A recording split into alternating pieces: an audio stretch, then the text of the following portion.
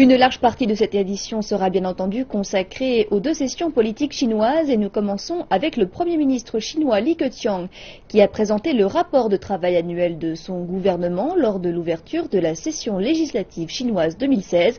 Ce document évoque le travail réalisé l'an dernier et les stratégies de l'année prochaine. Dans ce rapport, le chef du gouvernement chinois détermine les objectifs économiques de l'année 2016.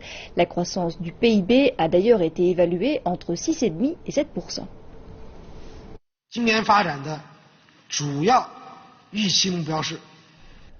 Les objectifs principaux de développement pour 2016 sont les suivants. Une croissance du PIB située entre 6,5 et 7%. Nous avons tenu compte de la nécessité de parvenir à la réalisation d'une société de moyenne aisance à tous les égards, mais aussi du besoin de faire progresser les réformes structurelles. Cela aidera également à guider les attentes du marché et à les stabiliser. Le but du maintien de la stabilité de la croissance est tout d'abord d'assurer l'emploi et de favoriser le bien-être de la population. Un taux de croissance compris entre 6,5 et 7% permettra un plein d'emploi relatif. L'an passé, l'objectif de croissance du PIB se situait autour de 7%. La croissance réalisée par la Chine est de 6,9%, la progression la plus basse en 25 ans. Le pays, sous le coup d'un ralentissement économique, cherche à développer un modèle de croissance durable.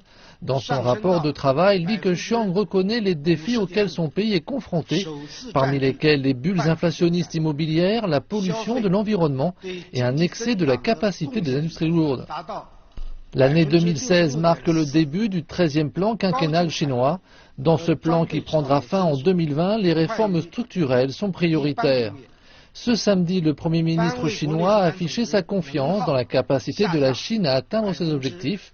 Il a déclaré que les objectifs économiques sont en accord avec le but ultime chinois, qui est de terminer la réalisation d'une société de moyenne aisance à tous les égards. Parmi les autres objectifs présentés par le gouvernement, on peut citer le maintien autour de 3% de la croissance de l'indice des prix à la consommation, la création d'au moins 10 millions de nouveaux emplois en milieu urbain ou encore un taux de chômage limité à 4,5% dans les villes du pays.